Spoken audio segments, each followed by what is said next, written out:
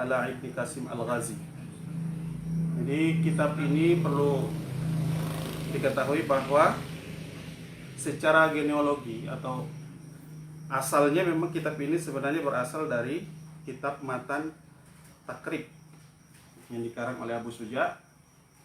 Kemudian karena Matan Takrib itu sangat ringkas, kemudian disyarah atau dikomentari oleh yang namanya syarah yang pertama itu adalah Fathul Qarib, yang pengarangnya adalah Ibnu Qasim Al-Ghazi, seorang ulama dari Gaza. Kemudian dikomentari Baijuri atau dikenal dengan kitabnya Khasyatul Baijuri, dan inilah yang akan kita kaji pada malam ini. Sebagaimana biasanya, sebelum kita mulai kajian, marilah sama-sama kita kirimkan surah Al-Fatihah kepada para pengarang atau mu'allif kitab. Semoga amal ibadah yang telah mereka lakukan dengan menulis kitab yang sangat berharga ini memperoleh manfaat dari Allah Subhanahu wa taala. Begitu juga kepada guru-guru saya. Ala hadhihi niyya wa kullu niyatin salihah sya'billahi lahum. Al-Fatihah. Bismillahirrahmanirrahim. Alhamdulillahi rabbil alamin. Ar-Rahmanir Rahim. Maliki yaumiddin. Iyyaka na'budu wa iyyaka nasta'in. Ihdinas siratal mustaqim. Siratal ladzina an'amta 'alaihim ghairil maghdubi 'alaihim. Baik, kita mulai. Faslun fi ahkamil udhiyati bi dhammil hamzati fil ashhari. Fasal pada menjelaskan tentang hukum-hukum al-udhiyah. Udhiyah itu cara bacanya bi dhammil hamzati, dengan mendhammahkan hamzah, fil ashhar, di dalam pendapat yang paling masyhur. Jadi ada berbagai macam variasi cara bacanya. Ada yang baca dhamma udhiyah, ada yang baca idhiyah, ada udhiyah pakai tanwin, tapi yang paling masyhur itu bacanya al-udhiyah bi dhammil hamzati. Apa itu al-udhiyah? Wahya ismun lima yudhbahu minan na'mi yauma 'idin nahri wa ayamit tasyrik taqarruban ila Allah ta'ala. Yang dimaksud dengan udhiyah itu adalah ismun, satu nama, lima yudhbahu, bagi sesuatu yang disembelih atau binatang, minan na'mi, daripada jenis binatang ternak di sini, yauma 'idin nahri, pada hari nahar, itu tanggal hari nahar itu hari Idul Fitri, yaitu tanggal hari Idul Adha, yaitu tanggal 10 Zulhijjah, ataupun ayamit tasyrik, pada hari-hari tasyrik, yaitu 3 hari setelah hari nahar, yaitu tanggal 11, 12, dan 13. Untuk apa itu? Taqarruban ilallah ta'ala. Jadi perbuatan menyembelih ternak itu semata-mata taqarruban ilallah, untuk mendekatkan diri kepada Allah. Jadi itu definisi standar daripada al-udhiyah, yaitu binatang, penyembelihan binatang. Secara sederhana dapat kita katakan bahwa udhiyah itu adalah menyembelih binatang ternak dalam hal ini, karena di situ disebutkan na'am pada hari Idul Adha dan 3 hari tasyrik. Jadi itu definisinya. Yang dimaksud udhiyah itu menyembelih binatang. Nah, binatang di sini al-an'am. An'am itu kategorinya adalah al-ibil wal bakar wan na'am. Jadi itu sudah tertentu binatangnya. Yang boleh dikurbankan pada hari raya Idul Adha itu ada tiga jenis hewan, yaitu al-ibil, unta, al-bakar, sapi atau jenis sapi, wal ghanam, dan kambing. Nah, kenapa sampai ketiga binatang ini? Cuman ketiga binatang ini karena sesuai di sini disebutkan fasyartul udhiyati an takuna minan na'amil lati hiya hadhihi salasa. Kenapa disyaratkan harus 3 binatang ini? Liqaulihi ta'ala, karena berdasarkan firman Allah Ta'ala dalam surah Al-Hajj, Allah Subhanahu wa taala berfirman, "Wa likulli ummatin ja'alna mansakan liyadhkuru smallah ala ma razaqahum min bahimatil an'am." Kata kuncinya pada ujung ayat terakhir itu bahimatul an'am. Al-an'am, bahimatul an'am. Al-an'am itu menurut para mufassir itu yang paling masyhur, al-an'am di situ atau binatang ternak itu terdiri dari jenis unta, kerbau atau sapi dan kambing. Itu dalilnya. Sehingga bahwa yang binatang yang bisa dipergunakan untuk al-udhiyah, untuk disembelih pada Idul Adha itu terkhusus pada 3 binatang tersebut.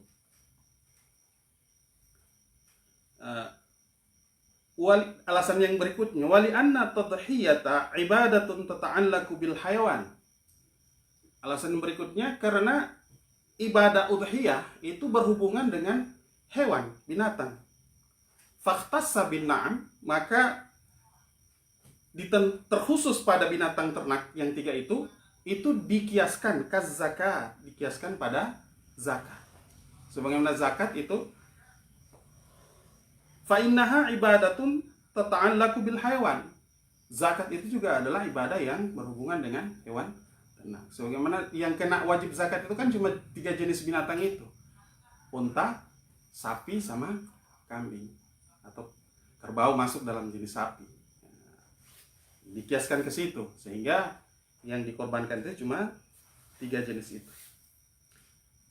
Tetapi ada pendapat yang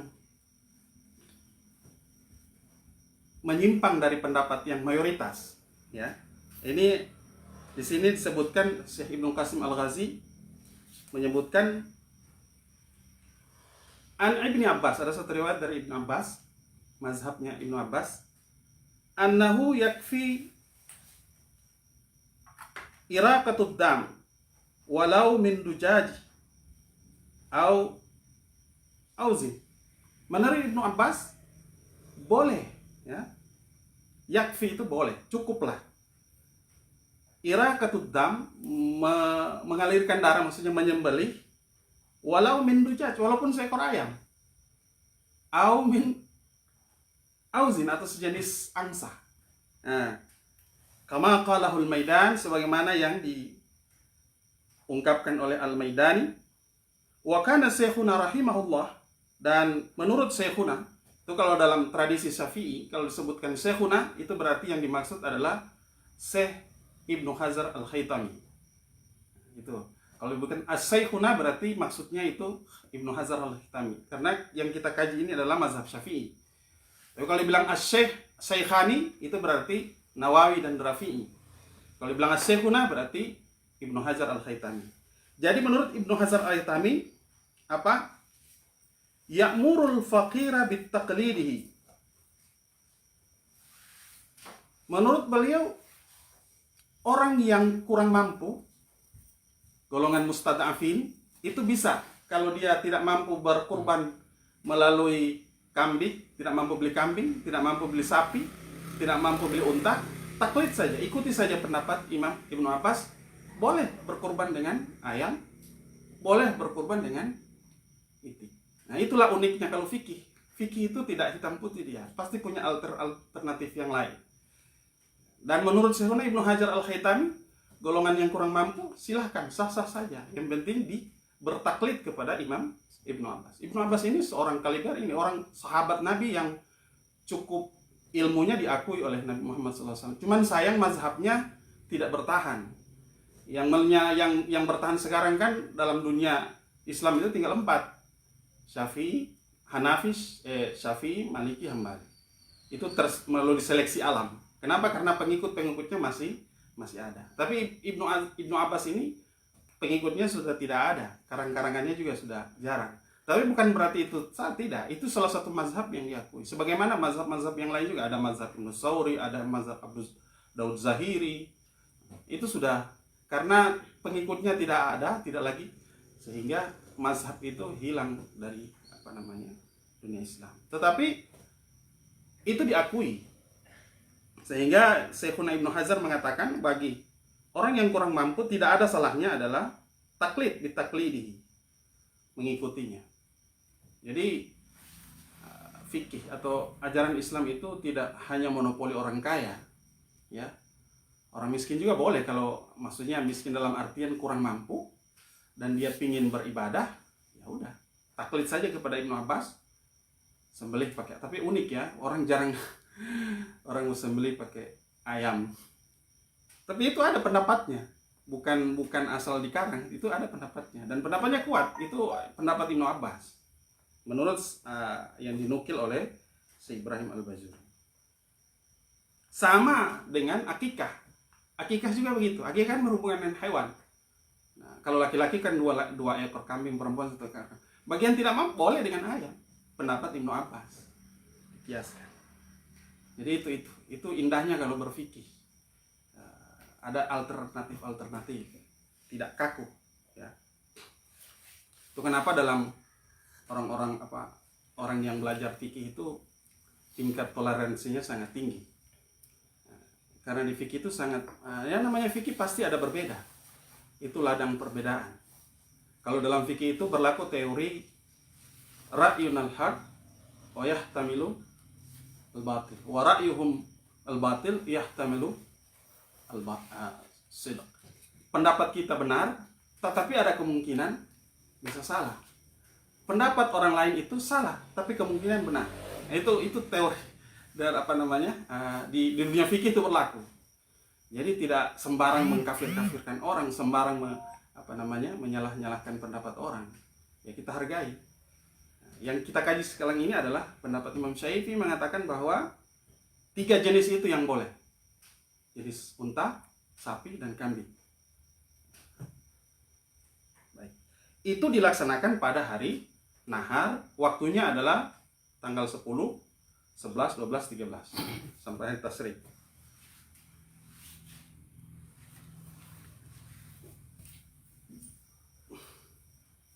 Jadi ibadah al-udhiyah itu ada 3 kaitannya.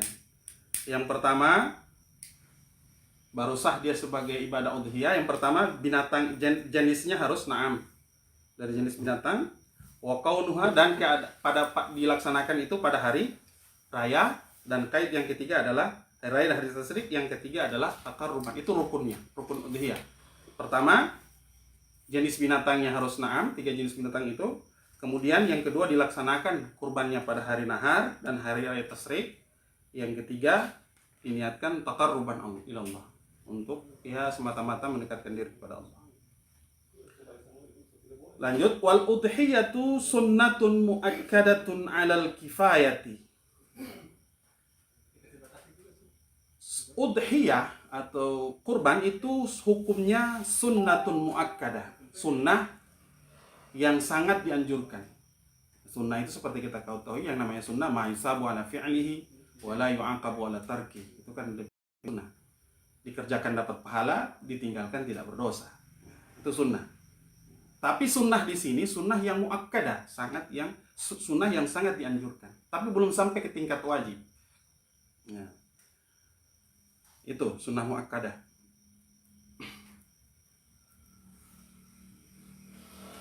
Bagi siapa itu sunnah? Kalau menurut Ibrahim Al-Bajuri, fi haqqina, bagi kita. Sunnah, hukum berkurban sunnah itu bagi kita. Amma fi haqqi sallallahu alaihi wasallam fahuwa wajibatun. Adapun pada diri Nabi itu wajib. Jadi beda. Sunnah berkorban itu bagi selain Nabi Muhammad. Kalau bagi Nabi Muhammad wajib hukumnya. Nah, ini disinilah tidak semua perbuatan Nabi itu wajib kita ikuti. Kenapa? Karena buktinya ini beda kan hukumnya. Nabi Muhammad berkorban hukumnya wajib, bagi umatnya sunnah. Seharusnya kalau kita ikut Nabi harusnya wajib kan? Nah, itu tandanya bahwa tidak semua apa yang dikerjakan Nabi itu bagi umatnya sama hukumnya. Sama seperti Nabi. Nabi kawin sampai lebih dari 4 orang istrinya. Itu sunnah Nabi loh. Kalau kita konsisten mengikut sunnah Nabi, kan seperti itu. Tidak boleh lebih dari 4 selain Nabi. Nah, itu begitu juga di sini. Jadi itu ya, sunnah muakkad bagi selain Nabi.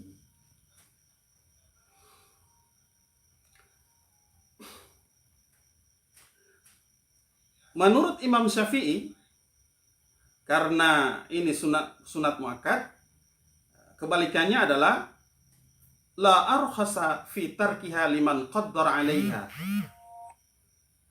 Wa muraduhu radhiyallahu an annahu yukrahu tarkuha liqadirin 'alaiha. Menurut Imam Syafi'i, karena ini hukumnya sunnah, maka sebaliknya bagi orang yang tidak melaksanakan itu kurban, melaksanakan kurban, itu hukumnya adalah makruh. Itu ya. Jadi udhiyah itu adalah sunnah muakkad alal kifayah. Sunnah muakkad secara kolektif. Sunnah kolektif itu bagaimana? Disunnahkan secara kolektif itu bagi orang yang punya keluarga. Adapun bagi orang yang jomblo, diri sendiri ya, maksudnya dia tidak ada tanggungan, itu bukan sunnah muakkad, tetapi sunnah ain. Jadi wajib ke atas diri, sunnah ke atas diri pribadi. Tapi bagi orang yang punya tanggungan itu hukumnya sunnah muakkad, sunnah secara kolektif, bukan sunnah secara personal. Jadi sunnah itu ada dua, ada sunnah kifayah itu secara kolektif, ada sunnah ainan, sunnah ain atau secara personal. Sama seperti wajib, ada wajib kifayah, fardu kifayah, ada fardu ain. Di sunnah juga berlaku hukum itu. Karena kewajiban kolektif, maka fa'idha atabiha wahidun min ahli baitin kafa'an jami'ihim. Apabila salah satu dari ahli keluarga itu telah melaksanakan kurban, kafa'an jami'ihim, itu sudah cukup mewakili keluarga yang lain. Misalnya dalam suatu keluarga terdiri dari ayah, ibu, 3 anak, bapaknya yang berkurban, itu sudah mau terwakili, istri dan anak-anaknya itu sudah tercover. Itu maknanya sunnah kifayah, sunnah secara kolektif.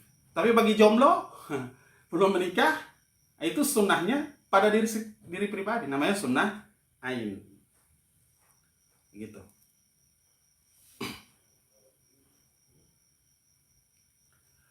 Wa yusannu liman yuridu tadhiyah alla yazila sya'rahu wa zafarahu fi ashri Dzulhijjah hatta yadhha. Ini sunnah juga. Disunahkan bagi orang yang hendak melaksanakan ibadah kurban, tidak boleh potong rambutnya, tidak boleh potong kukunya. Itu kapan?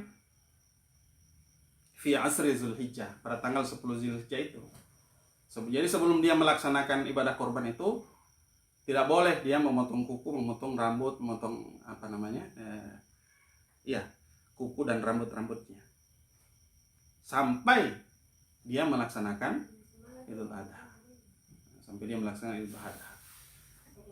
Kalau dia sudah melaksanakan Idul Adha berarti sudah hilang, sudah boleh gunting kuku dan seterusnya.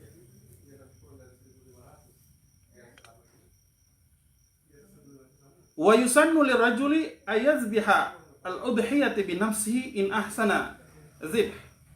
Wa yusannu disunatkan bagi seorang laki-laki, bagi laki-laki maksudnya, ayuzbah, bahwa menyembelih ya al-udhiyah bi nafsihi, menyembelih sendiri binatang ternaknya, in ahsana zibh, kalau dia orang yang pintar menyembelih. Itu sunnah hukumnya. Kalau kita mau berkurban, sembelih sendiri. Karena dalam satu riwayat itu Nabi itu berkurban 100 ekor unta. Nabi sendiri yang sembelih itu 63 kalau nggak salah, kalau ingat saya 63, sisanya itu diserahkan ke Ali. Jadi itu dasarnya. Karena lebih baik, lebih afdal kalau kita sendiri yang sembelih itu binatang ternak bagi laki-laki. Alasannya itu tadi, li'annahu sallallahu alaihi wasallam dhaha bi nafsihi. Nabi sallallahu alaihi wasallam menyembelih binatang kurbannya sendiri, kama rawahu Syekhani, sebagaimana yang diriwayatkan oleh Imam Bukhari dan Muslim. Tetapi bagi perempuan bagaimana? Wa yusannu lil mar'ati an tuwakkala fi zibhiha. Bagi perempuan sebaiknya diwakilkan sembelihannya kepada orang lain. Nah, jarang juga kan perempuan jadi tukang gorok, tukang bantai, tukang sembelih. Sebaiknya bagi perempuan serahkan ke ahlinya, tukang jagal. Sebagaimana disebutkan dalam kitab Al-Majmu'. Begitu juga wa kadzalika man lam yuhsiniz zibh, orang-orang yang kurang pintar menyembelih.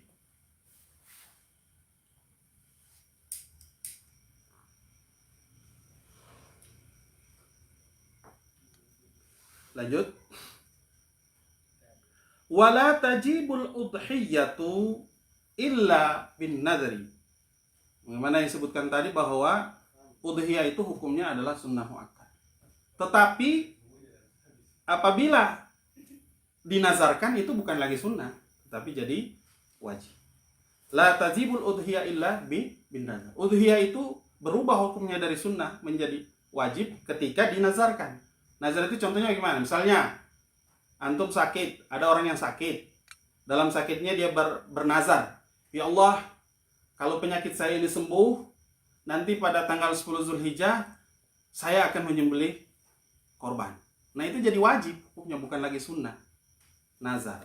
Nah, kalau wajib, korban nazar itu lain lagi hukumnya. Nah, itu akan dijelaskan nanti. Korban wajib itu bagaimana, korban sunnah itu seperti apa. Jadi itu ya, udhiyah itu hukum asalnya adalah sunnah. Tetapi ketika dinazarkan menjadi wajib.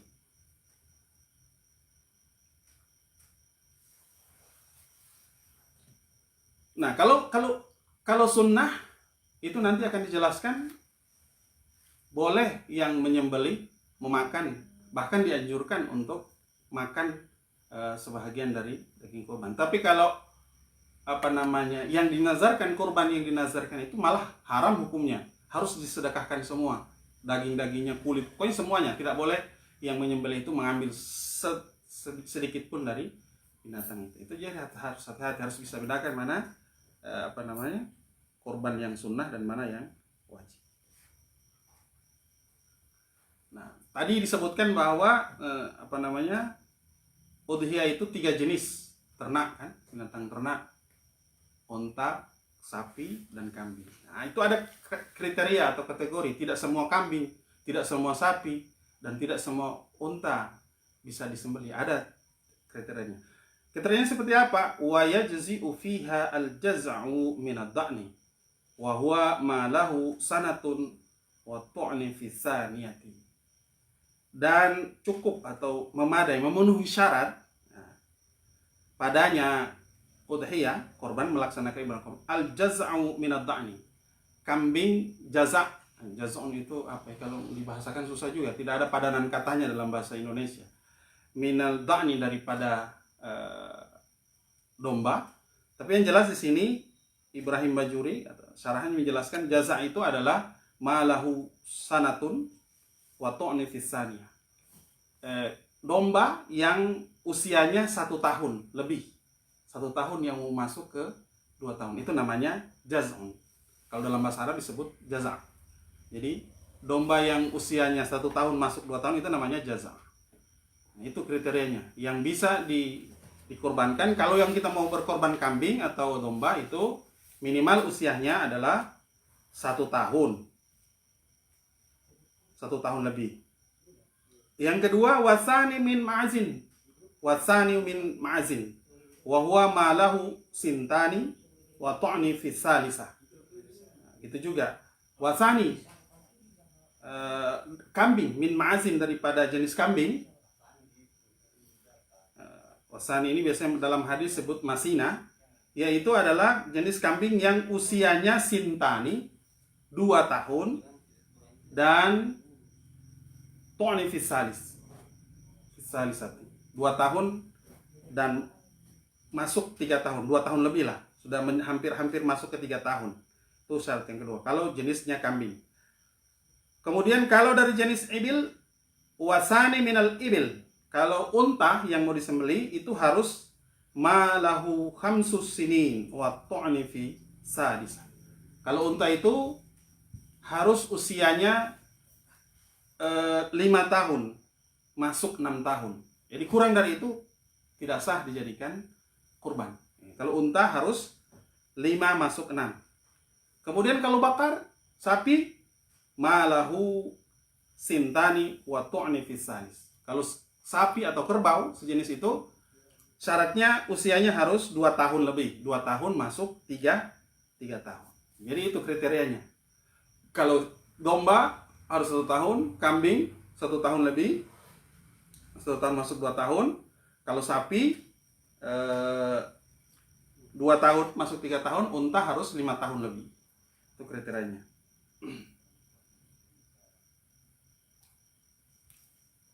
Nah, lanjut, wa tujzi'ul badana an sab'ati. Dan cukuplah seekor badana itu onta, jenis onta, an sab'atin dari 7 orang. Ishtaraku fit tadhiyati biha. Yang ketujuhnya itu berkongsi pada 1 ekor badana. Artinya gimana? Bahwa 1 ekor badana, 1 ekor onta itu bisa dilaksanakan oleh 7 orang, sab'ah. Menurut Ibrahim Bajuri sini, wa qauluhu an sab'ah, yang dimaksud 7 orang tersebut ai sab'atu ashkhasin au sab'ati buyutin. 7 orang itu artinya bisa artinya 7 orang, seperti yang saya sebutkan tadi. 7 orang itu bagi yang jomblo 7 orang. Adapun bagi yang berkeluarga 7 rumah tangga berarti. Jadi 1 ekor badana onta itu bisa dikorbankan oleh 7 orang. 7 orang ini 7 orang yang jomblo. Kalau 7 orang kepala keluarga, bagi yang kalau misalnya 7-7-nya ini punya tanggungan, berarti 7 orang di situ bermakna 7 keluarga. Jadi dia kan sunnah kifayah kan, 1 orang mewakili keluarganya. Jadi kalau misalnya ada 7 rumah tangga, itu cukup 7 orang saja, tidak harus mereka 1 keluarga itu. Begitu. Jadi makna 7 orang di situ bisa bermakna 7 orang personalnya, yang bagi yang tidak punya tanggungan, atau 7 orang atau 7 kepala keluarga, begitu. Sab'atu buyut.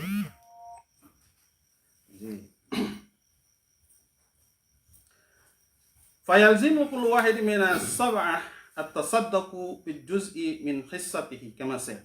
7 itu wajib bersedekah dari bagian. Jadi bagi 7 daging itu dibagi 7. Nah, masing-masing punya bagian, yang itu ambil bagian bersedekah ke fakir miskin.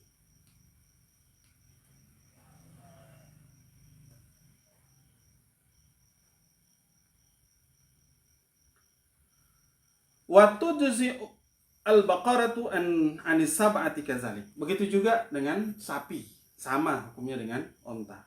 Boleh 7 orang, boleh 7 keluarga. Bagaimana dengan kambing dan kambing? Wa tujzi usyatu an syakhsin wahidin. Sedangkan kambing itu cuma boleh untuk syakhsin wahid, 1 orang saja. Jadi tidak boleh lebih dari 1 orang.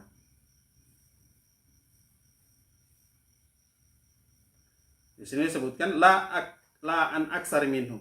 Falau ishtaraka ma'a ghairihi fiha lam takfi. Apabila seekor kambing itu disembelih oleh lebih dari seorang, lam takfi, itu tidak cukup. Itu tidak sah ibadah udhiyahnya. Naam, tetapi lau dhaha anhu wa syaraka ghairuhu ma'ahu fi sawabiha lam yadur. Tetapi kalau misalnya begini, dia menyembelih 1 orang, tapi dia niatkan pahalanya untuk 7 orang, bagaimana? Itu tidak apa-apa. Tapi tuntutan sunnahnya itu cuma untuk pribadinya. Tapi kalau pahalanya nggak masalah. Sebagaimana yang dilaksanakan Nabi kan pernah berkorban itu. Ini kurbanku untuk anak keluargaku dan untuk umat. Itu pahalanya maksudnya. Bukan 1 ekor kerbau itu sudah untuk seluruh umat muslim. Berapa orang itu banyak. Gitu. Wa kadzalika, begitu juga hukumnya laudaha anhu an ahlihi. Jikalau dia berkorban untuk dirinya sendiri dan untuk ahli keluarganya, fala yadur, itu tidak apa-apa. Dia niatkan. Dia cuma sendiri 1 ekor kambing, dia niatkan untuk ahli keluarga, istri, anaknya, pahalanya. Itu dapat itu. Wa ala dzalika humbila khabarul muslim dhaha Rasulullah sallallahu alaihi wasallam bikabasyaini.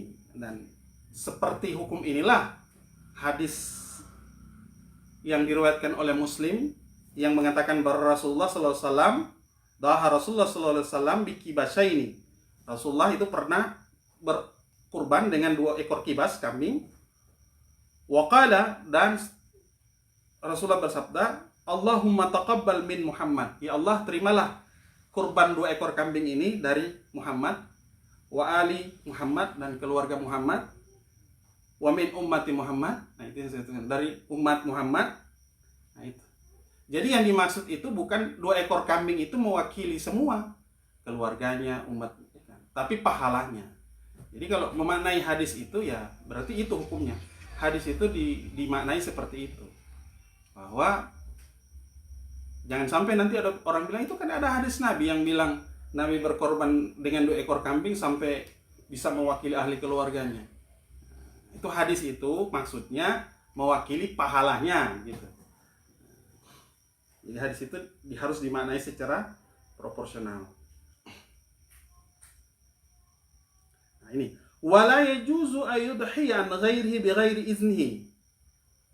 Tidak boleh orang itu berkurban atas nama orang lain tanpa seizinnya. Karena dia banyak uang, dia berkurban saja, potong. Tapi waktu berkurban bukan untuk dirinya, untuk orang lain. Tapi dia tidak kasih tahu tanpa izin yang bersangkutan. Itu tidak boleh.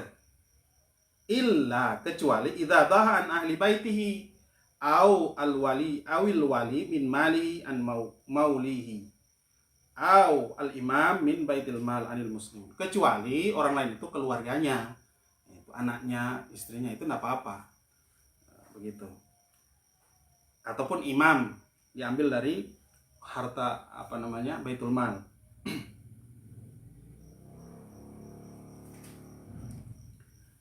Wa amma biiznihi walau maitan fayajuzu. Adapun menyembelih atas nama orang lain, walaupun yang orang lain itu sudah meninggal, fayajuzu, boleh. Yang penting harus ada izin. Jadi kalau kita menyembelih mengatasnamakan mayat orang yang sudah meninggal, itu harus sepengetahuan, tidak boleh mentang-mentang itu langsung kita, oh ini saya menyembelih atas nama si fulan yang sudah meninggal, tidak boleh. Harus seizinnya. Caranya bagaimana? Suratu fil mayit ayusabiha qabla mautihi. Misalnya sebelum meninggalnya dia pernah berwasiat, nanti kalau saya meninggal, kalau kamu berkorban, ya, sekali-sekalilah untuk saya. Nah, itu boleh. Tapi kalau tidak ada wasiat begitu, tidak boleh.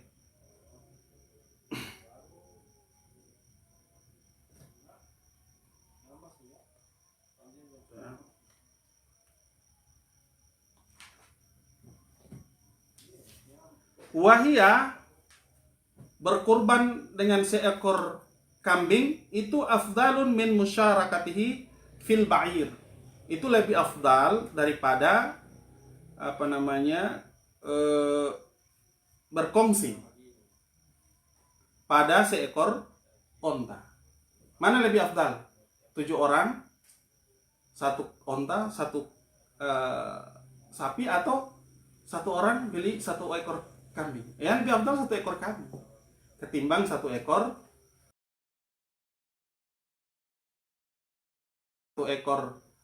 onta atau kerbau untuk 7 orang. Gitu. Wal afdalul anwa'il udhiyah al-ibilu, thumma al-baqar, thumma baqar, thumma ghanam. Tapi kalau diurutkan, disuruh pilih mana yang lebih afdal antara ketiga jenis itu, yang lebih afdal adalah unta. Kemudian posisi kedua adalah sapi, posisi ketiga adalah ghanam, kambing. Kenapa? Karena unta itu lebih banyak dagingnya. Kemudian sapi, kemudian kambing yang paling sedikit. Itu. Afdaliyah di situ binisbatil lahmi, likasratil lahmi. Karena melihat banyak dagingnya. Tetapi amma min haitsu atyibatul lahm. Tapi kalau ditinjau dari segi dagingnya yang paling bersih itu, fadhanun afdalu minan ma'az. Maka kambing atau domba itu lebih diutamakan daripada kambing. Begitu seterusnya.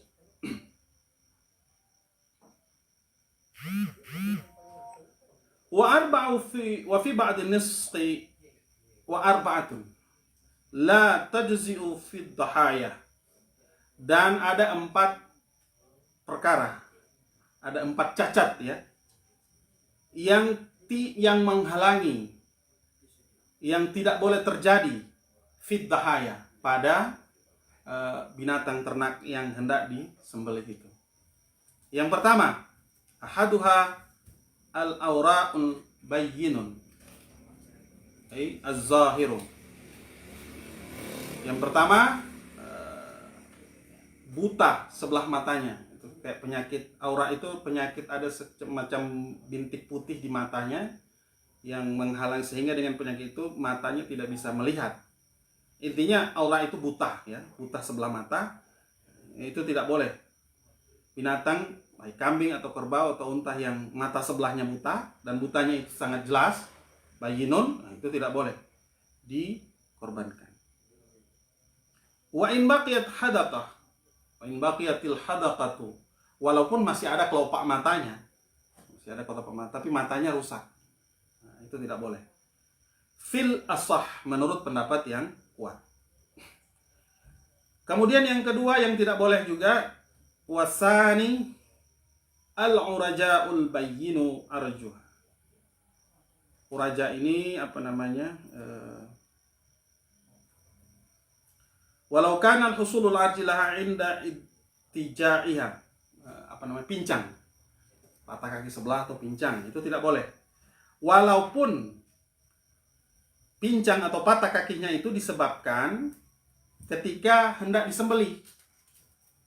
Pada saat mau menyembelih dia merontak, sehingga karena dia merontak itu kakinya terpelintir dan patah. Nah, itu nggak bisa lagi dijadikan kurban karena sudah pincang. Walaupun pincangnya itu hasil pada saat itu, pada saat disebabkan karena merontah dia waktu saat menyembelih. Apalagi kalau memang sebelumnya sudah pincang. Jadi kalau pada saat, makanya harus hati-hati itu menyembelih, jangan sampai kalau dia ada binatang yang merontak, jangan sampai patah kakinya, itu bisa cedera, nggak bisa lagi dijadikan binatang kurban.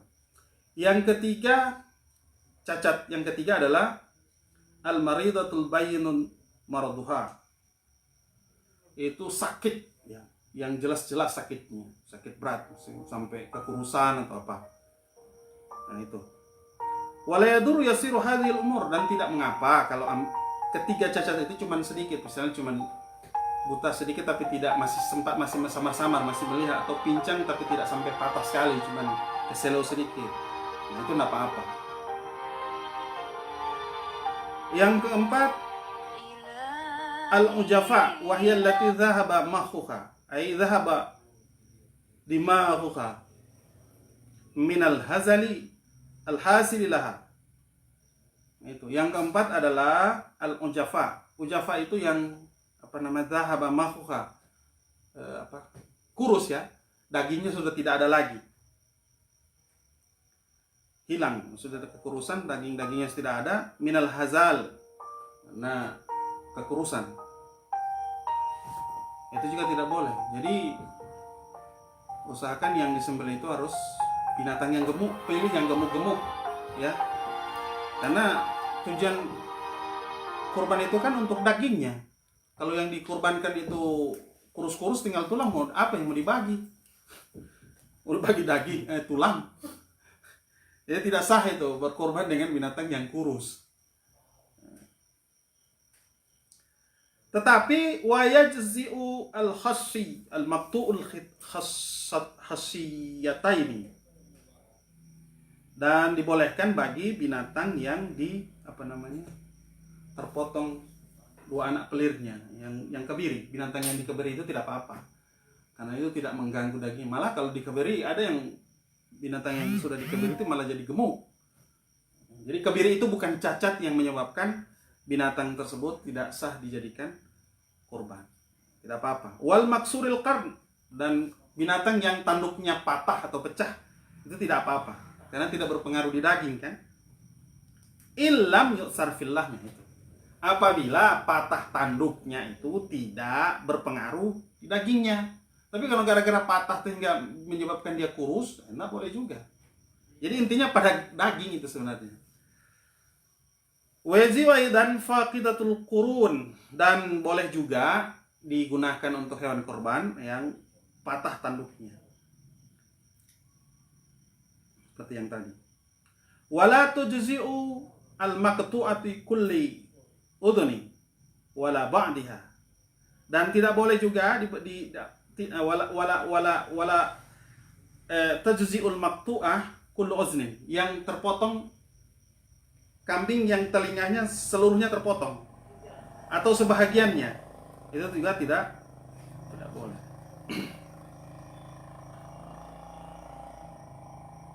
Karena telinga itu bahagian dari, ada kan orang yang jangan makan telinga.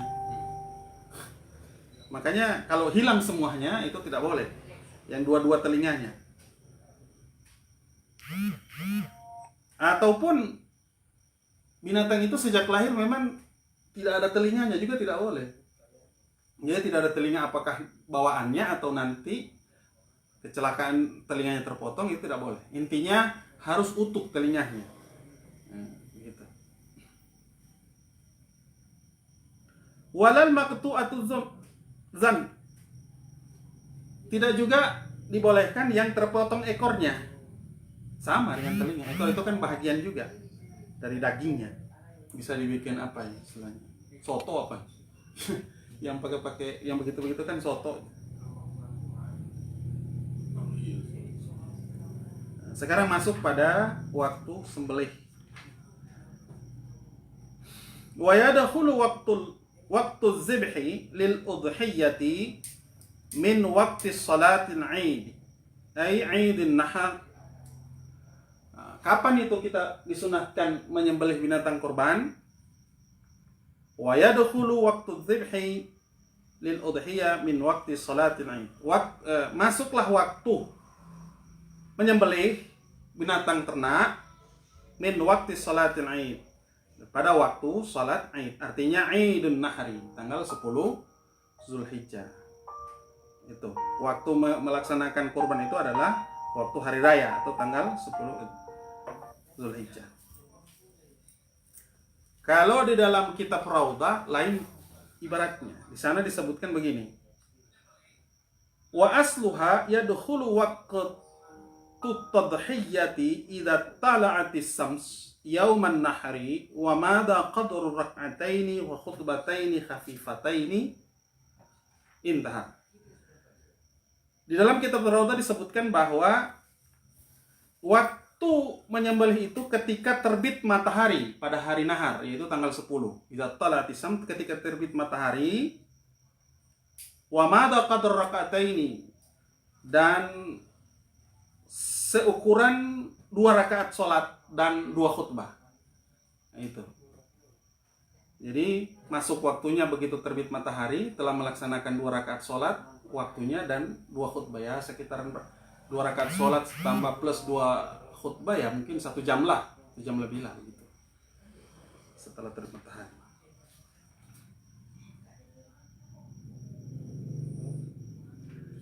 Itu. Wa yastamiru waqtu dzibhi wa yastamir waqtu dzibhi ila ghurubi syams min akhir ayami tashriq wa hiya ats-tsalatsatul muttasilatu bi 'ashril hijjah. Dan berakhir waktu atau sunnah berkurban itu hingga terbenam matahari pada akhir hari-hari tasyrik. Hari tasyrik itu kan 11, 12, 13. Berarti habis waktu sunnah menyembelih itu tanggal 13, terbenam matahari pada tanggal 13 Zulhijjah. Itu tidak lagi disunatkan menyembelih. Jadi terbit matahari pada tanggal 10 Zulhijjah, berakhir 13 Zulhijjah. Terbenam matahari tanggal 13 Zulhijjah. Wa yustahabu 'inda dzibhi khamsatul asya'. Dan disunatkan ketika hendak melaksanakan penyembelihan itu ada disunatkan 7 perkara. Yang pertama, ahaduha at-tasmiyatu, yaitu tasmiyah, mengucapkan basmalah. Fayaqulu dzabihu bismillah.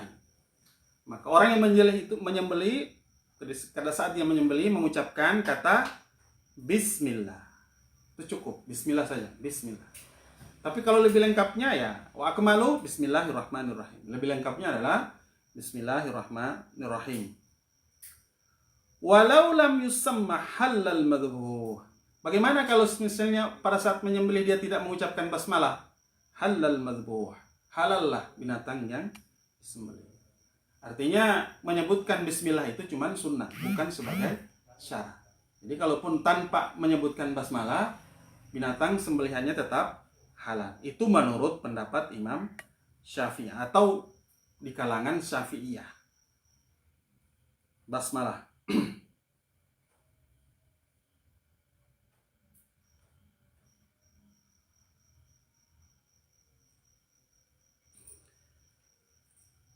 Kemudian yang kedua, asani as-salatu 'alan nabi. Nah, tapi dengan catatan dalam mazhab Syafi'i itu tidak boleh sunnah hukumnya menyebutkan basmalah, tetapi kalau dia tidak menyebutkan basmalah tidak apa-apa. Tetapi kalau dia sebutkan pada saat itu selain tidak menyebutkan basmalah tetapi menyebutkan selain nama Allah, nah itu masalah, malah jadi haram itu. Binatang ternaknya. Maksud tidak menyebutkan di sini, tidak menyebutkan nama Allah dan juga tidak menyebutkan nama selain Allah. Itu. Jadi basmalah itu cuma sunnah. Jangan sampai dia tidak menyebutkan, tidak pakai bismillah tetapi dia sebutkan nama orang lain. Nah, itu malah jadi haram binatangnya, binatang ternaknya. Mendingan dia tidak usah bilang sama sekali, tidak mengucapkan apa-apa, ketimbang nanti dia ganti dengan misalnya dengan nama Nabi saja, tidak Bismi Muhammad atau dengan nama si fulan tanpa menyebut nama Allah, itu malah jadi haram sembelihannya. Kemudian yang kedua, salawat, bersalawat kepada Nabi.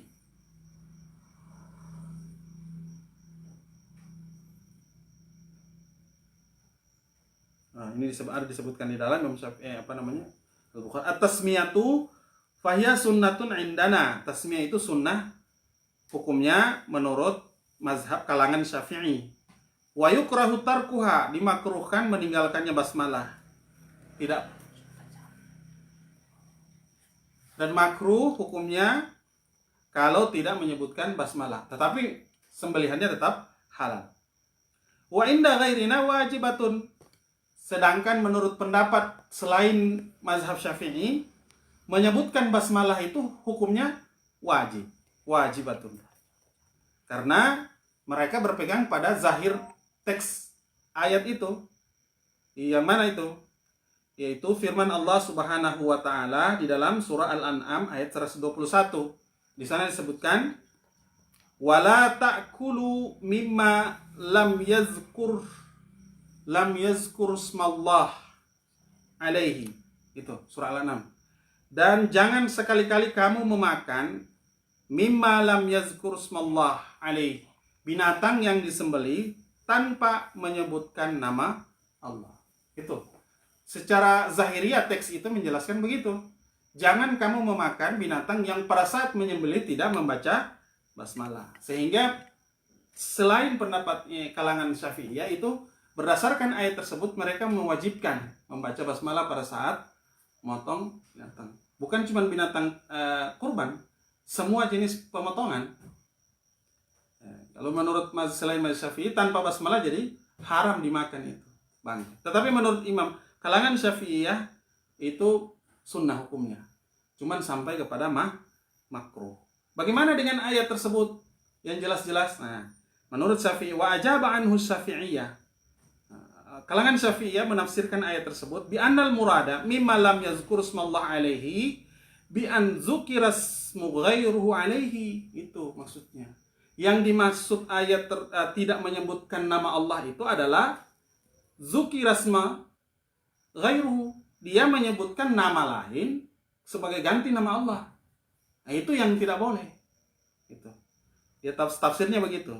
Tafsir daripada ayat surat Al-An'am ayat 121 tidak menyebut nama Allah itu bi an zukirasmu ghairu alaihi. Maksudnya dia tidak menyebut nama Allah tetapi diganti dengan nama yang lain selain Allah. Itu yang haram. Dalilnya mana? Ya, dalilnya ayat setelah itu. Setelah wala ta'kulu mimma zkurusmallah alaihi, ujung ayatnya kan wa innahu lafiskun. Perbuatan menyembelih binatang tanpa tasmiyah itu fiskun, lafiskun, itu perbuatan fasik. Nah, fasik di situ ditafsirkan lagi di dalam surah Al-An'am ayat 145. Di sana apa dibilang? Au fiskun uhila li ghairillahi bihi. Maksud fiskun di situ adalah orang yang menyembelih dengan menyebutkan li ghairillah bihi, menyebutkan nama selain Allah. Nah, itulah berdasarkan ini jadi kalau dalam tafsir ini namanya munasabah ayat, menafsirkan satu ayat dengan ayat yang lain. Di sini perbedaannya. Jadi itulah fikih.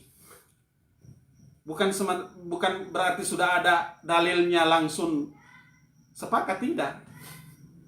Jadi kan ada orang-orang sebelah itu, mana dalilnya? Kalau bertanya kalau tidak ada dalil tidak boleh. Ini masalahnya sudah ada dalil juga, masih tidak boleh karena berbeda. Belum tentu ada dalil itu langsung semua ulama sepakat. Ya itu. Orang bisa jadi perbedaan pendapat. Ini di sini jelas salah satu contohnya. Tasmiyah saja itu menyebutkan nama Allah menurut kalangan Syafi'i itu tidak wajib, sunnah hukumnya makruh meninggalkannya. Itu implikasinya apa? Kalau orang tidak menyebut nama Allah, menurut Imam Syafi'i waktu sembelih tanpa tasmiyah, sembelihan itu tetap halal dimakan. Tetapi selain Imam Syafi'i karena mewajibkan berdasarkan ayat itu, maka konsekuensinya adalah ketika orang menyembelih suatu binatang tanpa menyebutkan basmalah, haram dimakan. Karena dia paham padahal ayatnya sama. Dari surah Al-An'am ayat 121. Tapi memahami tidak menyebutkan tasmiyah itu beda. Nah, menurut Imam Syafi'i, tidak menyebutkan tasmiyah itu adalah perbuatan fasik. Fasik itu ditafsirkan oleh surah Al-An'am ayat 145 adalah menyebutkan selain Allah. Jadi, ya itu tadi. Selama dia tidak menyebutkan nama selain Allah, ya sah-sah. Sembelihannya tetap halal. Ini namanya tafsir bil ayah. Munasabah ayat, menafsirkan satu ayat dengan ayat yang lain. Yang kedua, wasani as-salatu 'ala nabi sallallahu alaihi wasallam.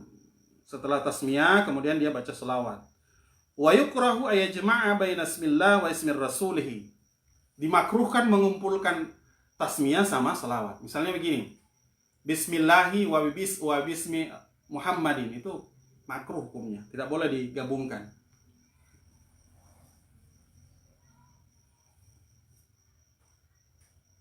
Tetapi kalau dia berselawat bagaimana? Tidak apa-apa. Karena di sini kan yang ketiga ini disunnahkan adalah salawat kepada Nabi.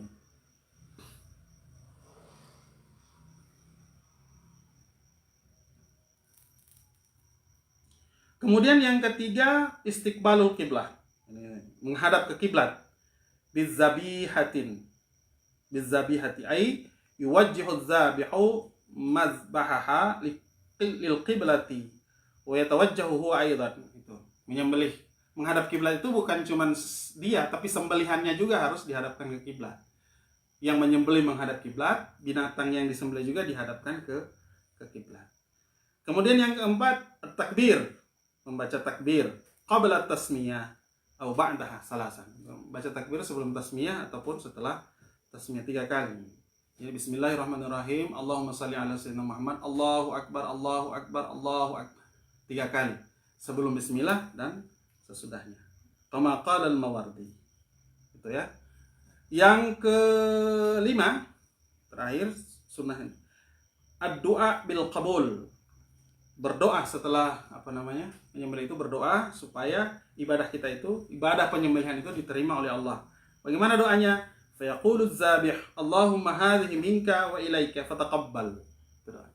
Ya Allah, ai hadhihi al-udhiyah ni'matu minka ala alayya wa taqarrabtu biha ilaika fataqabbalha. Ya Allah, ini sembelihan itu adalah nikmat darimu, ni'matun minka, nikmat darimu ke atas diriku, wa taqarrabtu biha ilaik, dan aku mendekatkan diri padamu dengan perbuatan menyembelih itu. Oleh karena itu fataqabbalha, terimalah sembelihan itu.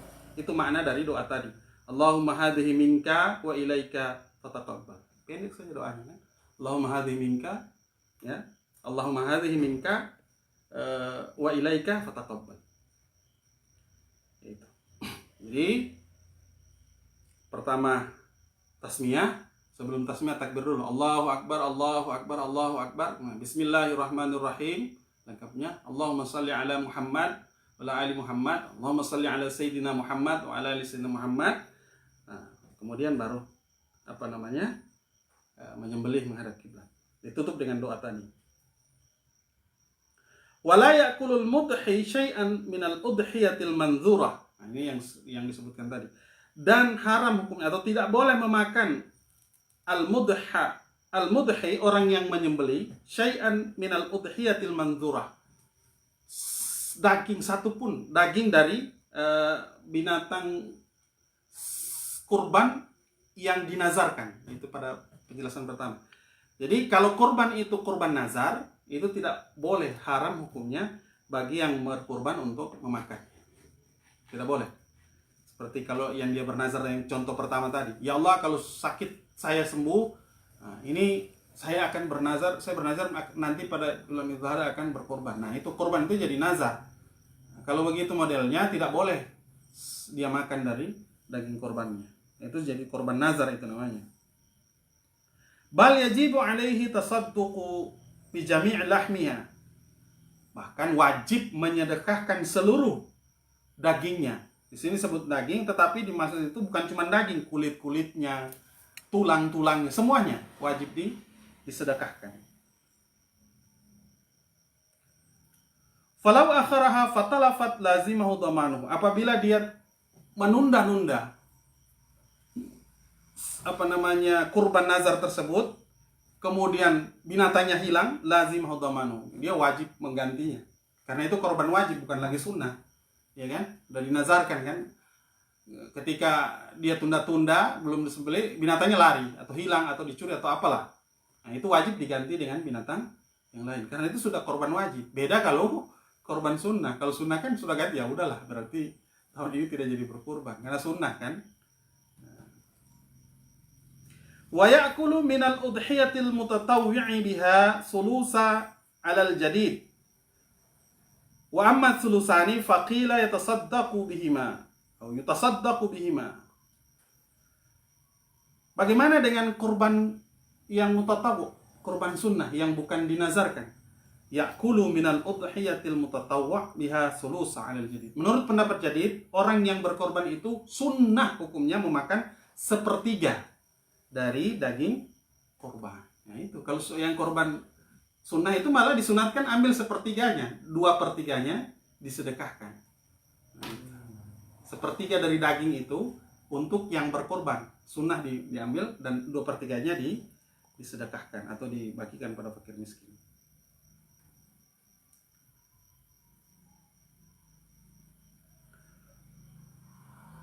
Warajjahu Nawawi fi tasih tambih. Wa qila yahdi sulusalil muslimin al-aghniya. Pendapat yang tadi itu dirajihkan, dikuatkan oleh Imam Nawawi dalam kitab Tambih. Ada juga sudah satu pendapat mengatakan yahdi sulusalil muslimil aghniya. 2/3 itu boleh juga dihadiahkan, bukan disedekahkan. Dihadiahkan bagi orang Islam yang kaya, boleh. Tapi jangan disedekahkan. Yang sedekah itu kan untuk orang fakir. Mau dia orang kaya kok. Misalnya dagingnya sudah berlimpah, yang fakir miskin sudah dapat semua. Ini masih ada dagingnya, bisa dihadiahkan kepada tetangga yang kaya. Tidak apa-apa. Tapi niatnya hadiah, bukan sedekah. Gitu.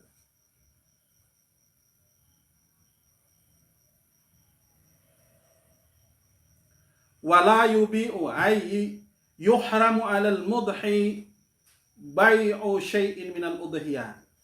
Dan diharamkan bagi orang yang berkurban bai'u syai'in minal udhiyah, menjual dagingnya. Itu haram hukumnya, itu menjual daging kurban.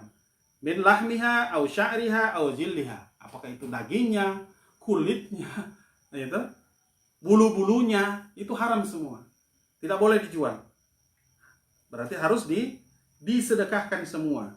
Tidak boleh dijual sama sekali. Kembali ke tadi. Tadi kan disebutkan bahwa disunahkan, ada yang terlupakan, bagi yang menyembelih itu memakan sepertiga. Dalam sebuah hadis yang paling disunatkan itu adalah yang dia makan itu kaban, limpa atau hatinya. Itu yang disunatkan. Memakan yang menyembelih itu sunnah hukumnya ambil hatinya yang dia makan. Daging-dagingnya disedekahkan ke orang lain. Kenapa? Li'annahu sallallahu alaihi wasallam kana ya'kulu minal kabadil udhiyah. Itu yang dilakukan Rasulullah. Rasulullah pada saat udhiyah, dia yang diambil makan untuk pribadinya adalah hati, daging hati.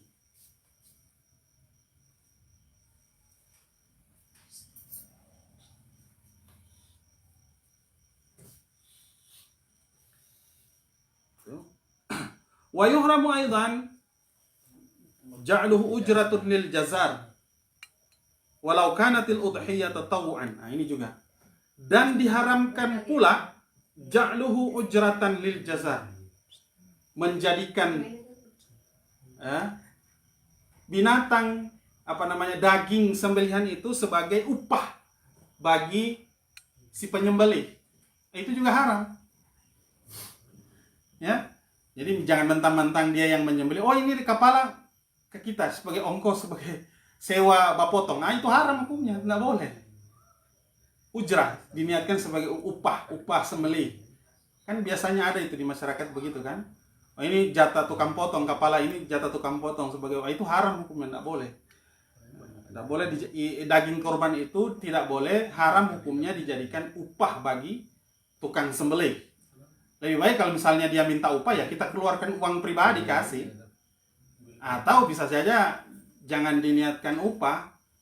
Mungkin karena kebetulan yang menyembelih juga fakir miskin, ya berarti jatah fakir miskinnya, bukan karena dia menyembelih. Gitu. Tapi kalau niatnya kasih ke dia karena dia sebagai upah dia menyembelih, itu jadi haram. Haram hukumnya. Oh ini kepala harus untuk saya karena sebagai upah saya, karena saya yang menyembelih, itu haram. Begitu. Haram hukumnya. Wa yut'imu hatman minal udhiyatil mutatawwi'i biha. Dan wajib hukumnya memberi makan daging kurban yang sunnah itu kepada siapa? Al-fuqara wal masakin. Kepada ya fakir dan miskin. Ini yang mustahabnya. Orang kepada siapa kita berikan itu? Sembelihan kepada fakir dan miskin. Yang kita beri itu adalah daging mentahnya ya. Nah, di sini salah wa yustaratu fil lahmi ayyakuna nai'an liyatasarrafa fihi may ya'khudhuhu bima sya'a min bai'i wa ghairihi kama fil kifarati fala yakfi ja'luhu ta'aman matbuhan. Itu. Daging itu disunahkan diberikan kepada fakir miskin dalam keadaan mentah. Tidak boleh dimasak baru dikasih. Harus daging mentah. Terserah dia nanti setelah dia terima daging itu, apakah dia mau masak ataupun dia mau jual kembali, itu sudah jadi hak dia. Gitu. Hak fakir miskinnya. Jadi tidak boleh kalau daging itu dimasak kemudian diberikan kepada fakir miskin. Wal afdalu tasadduqu bi jami'iha illa luqmatan aw luqman yatadarraqul mudhi bi akliha. Dan yang lebih afdal itu adalah bersedekah, menyedekahkan seluruh dagingnya itu. Seluruhnya, tidak ada satupun yang diambil. Dagingnya, kulitnya, tulang-tulangnya semuanya disedekahkan. Kecuali satu suapan, kecil saja sebagian. Mungkin ya hati tadi itu. Ya tabarrakul mudhi bi akliha, sebagai berkah. Jadi dia cuma ambil hatinya doang, hati saja, selebihnya disedekahkan semua. Itu cuma mengambil berkah bagi yang menyembelih. Karena ya Rasulullah melakukan itu. Rasulullah ketika menyembelih yang diambil cuma hatinya. Lebihnya disedekahkan semua. Sebagai berkah itu, untuk ambil berkah saja. Wa idza akala al-ba'da wa tasaddaqa bil baqi hasala lahu thawabut tadhiyati bil jam'i wa tasaddaqu bil ba'd. Apabila dia sedekahkan sebahagian, dia makan sebahagian dan dia sedekahkan sebahagian, maka itu sudah cukup baginya untuk mendapat pahala udhiyah. Jadi yang dia makan itu sebagian dia sedekahkan, itu sudah sempurna pahalanya.